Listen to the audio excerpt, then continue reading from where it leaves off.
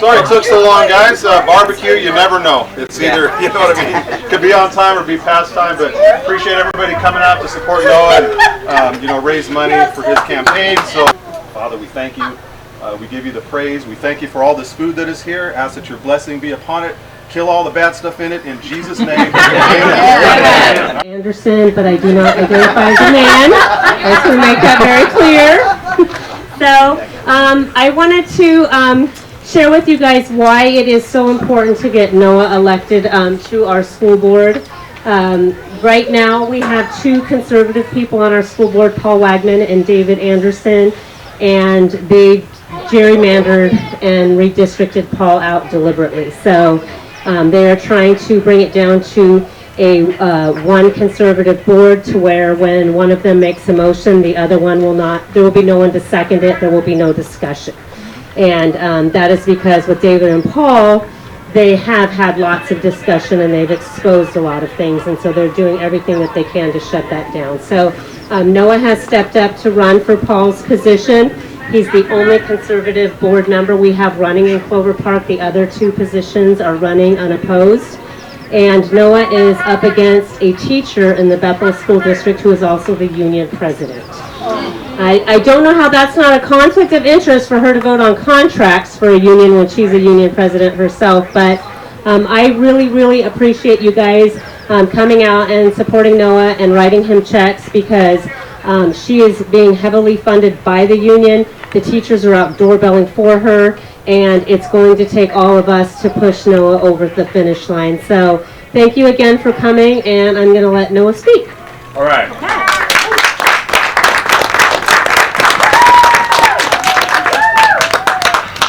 Good evening. Thank you all for... I'm like, don't trip me. Okay. Thank you all for coming out, and thank you to Rebecca and Jason Weisenhouse for opening your house to us and setting this all up. This was a fantastically done event, so I just wanted to say thank you You're for welcome. that. Yes. No, as Rebecca said, this is one of the most important races going on in 2023. As it stands right now, there are 3 seats for the Clover Park School Board that are up for election. This is the only one that is contested. The Democrats have already found 2 candidates to fill those other positions. I am going to enter the school board with 3 primary focuses in mind. First of all, parental rights. Second of all, safety. And finally, academic achievement. That's my acronym PSA. First of all, on... Is this even on? Just gotta get Yes. Okay. Ooh. That's better. First of all, on parental rights. The school board has had a serious problem with a lack of transparency and going out of its way to make it more difficult for parents to reach out and have their voices heard. For example, they put out their agenda for what is going to be said at the meeting on the Friday before the meetings that they have on Monday. On top of that, they have 2 meetings a month, and only at one of those meetings are the parents allowed to actually speak, and they have 3 minutes to speak during that time. Also, there have been members of the board who have motioned to have listening sessions where it would just be the parents going up and voicing all of their concerns, and there have been members of the school board who have turned it down and essentially said in flowery words that they find it to not be worth their precious time. Second of all, safety. This school board has made both national and international news. It's been picked up by Fox News, it's been picked up by the Daily Mail all the way in the United Kingdom for their race-based disciplinary policy. Essentially, the school board looked at the demographic percentages of the student population and contrasted that with the percentages of the students who were receiving disciplinary infractions. They looked at those, saw that the numbers were not perfectly equal, concluded that there is systemic racism in the school, and that the solution to that would be to then take into account the race, the culture, and the family background of the students when they are enacting discipline. I vehemently oppose this. I believe that you should be punished in proportion to what you did, not on any of your undetermined characteristics that you are born with. And on top of that, their logic does not prove that there is a problem to begin with, but if there is, they simply would not know if there is a problem of racism or other inequality in the district because they are refusing to listen to the parents and are actively fighting transparency along the way. And finally, on academic achievement, the school currently has 59% of its students who are regularly attending classes, and on top of that, you look at the amount who are meeting their math standards, science standards, English standards, and it's just 20, 30, 40%. At the same time, their graduation rate remains at 87%. We are equipping the students in this district with poor quality diplomas. And it truly is unfortunate because many of the schools in the district are on JBLM, a military base. So these students are going to the Clover Park schools. They are several years behind, and then they move on to another base where they are going to not be as academically successful as they otherwise could be. And it is truly a shame that students in the public school system who don't get to choose where they live are receiving these lower quality diplomas. I want to absolutely fight to make sure that our graduation rate is closer in line with those who are meeting the standards and provide those incentives in place to make it necessary. And while I do have these grievances with the board, I do believe that we will be able to make a serious difference once I am on. If I win, it will be the difference between a 4-to-1 liberal-conservative majority to simply an ideological split in the board. And with 2 new members of the board, I think there will be definitely new opportunities for connections and a different kind of culture for the board. This is the message that I'm running on, and I am grateful to have you all here. Thank you for your support. All right.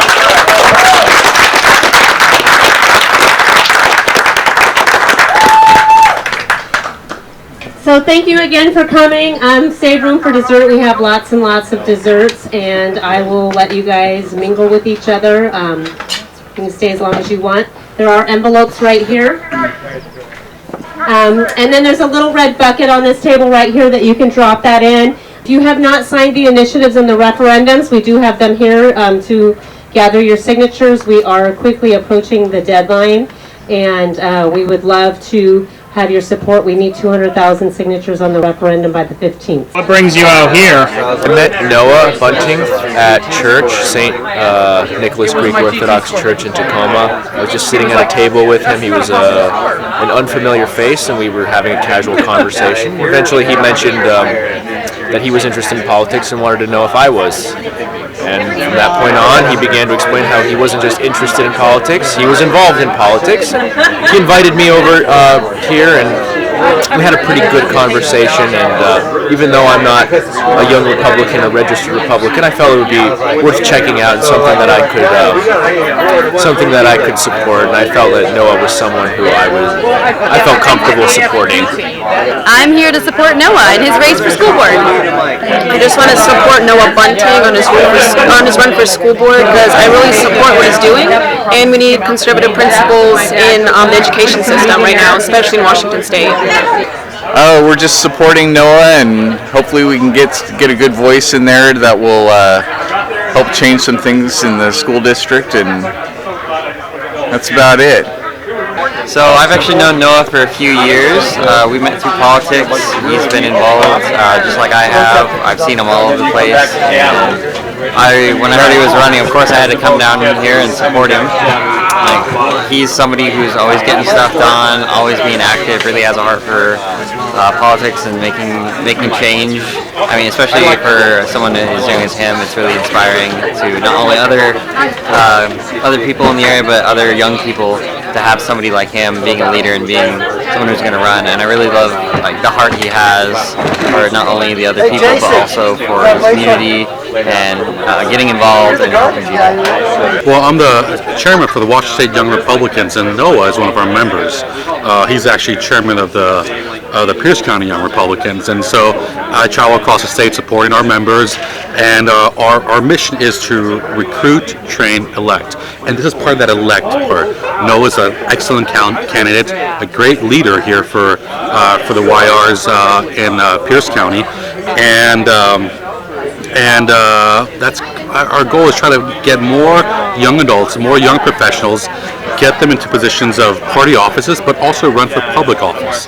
Hence why we're so excited for Noah's run and for his run here for our school board. So what brought me out, support for Noa, not only is he a member of the Washington Young Republicans, but he's a candidate that I believe in, and I'm all set to help him out, doorbell, and do whatever we need to get him elected. How long have you known Noa for? I've known Noah a little over a year as a young Republican. It's hard to put a number on it. I know, I'd say probably 2021. That's a really good question. I would say like the last year or so, maybe 2 years. A couple of months, maybe a month, when he announced. So I've known him for, I'd say, maybe around 2 years, maybe a little bit longer. Probably around there, around 2 years. This area was desperately lacking leadership with its Young Republican chapter, and so Noah was somebody that we approached to take over the chairmanship of the Pierce County Young Republicans. And so, in the time he's taken over, again, he has kept them active. He's kept them engaged. Not just that, and a lot of this he's got a great team. So it his leadership plus the amazing team that he's surrounded with. But additionally, he is also, through his leadership, he's also now the Young Republican National Committee man. So he represents also Washington State at some of our national organizations. So he has had a history of leadership throughout the organization, of keeping people active, keeping people engaged, and being a good representative of the Young Republicans. So leadership, in the last 2 years, he's shown it to me. As well as your second part of your question? Well, what qualities stand out, especially in regards to how he would run? A big one, and not always the case, but just a big one being conservative. We are seeing the gap between conservatives and liberals getting wider and wider, and whereas the liberal candidates are becoming more extreme and more derailed on some of these new experimental ideas that are really damaging our children, damaging the homes, and damaging education. Conservative ideals are the bedrock. They're a foundation. They are tried methods that work. And so that's one quality, that he's a strong, good conservative.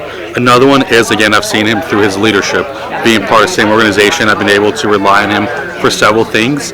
And so I've seen him have his leadership quality. The other one, lots of times, is aesthetics and youth.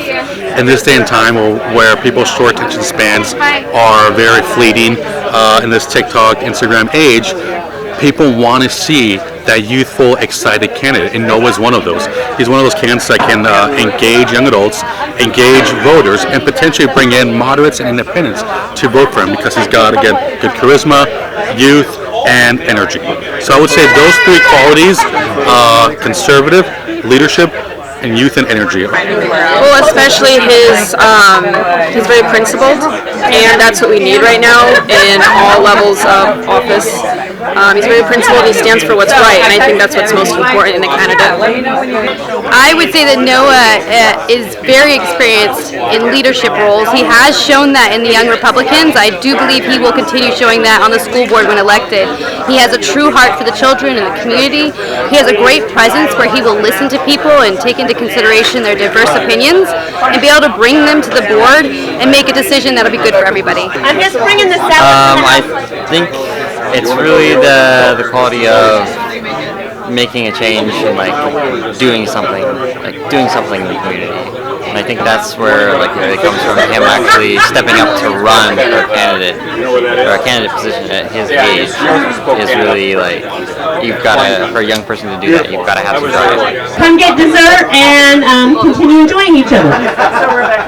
You see the ambulance show up, you know what I ate. What exactly is your event about? Yeah, so this is a fundraiser for Noa Bunting, who is me, for the Clover Park School Board Position 5. I'm just here to share my message with some voters and have fun. And then following that, how exactly do you think it went? I think it went very well. I was very satisfied with the turnout we had. We had people even coming from other counties just to support the message of my campaign. People of all different backgrounds. I had a lot of good conversations with people's concerns regarding the school board and was able to share my take on potential solutions. So I'm very satisfied with how this event went.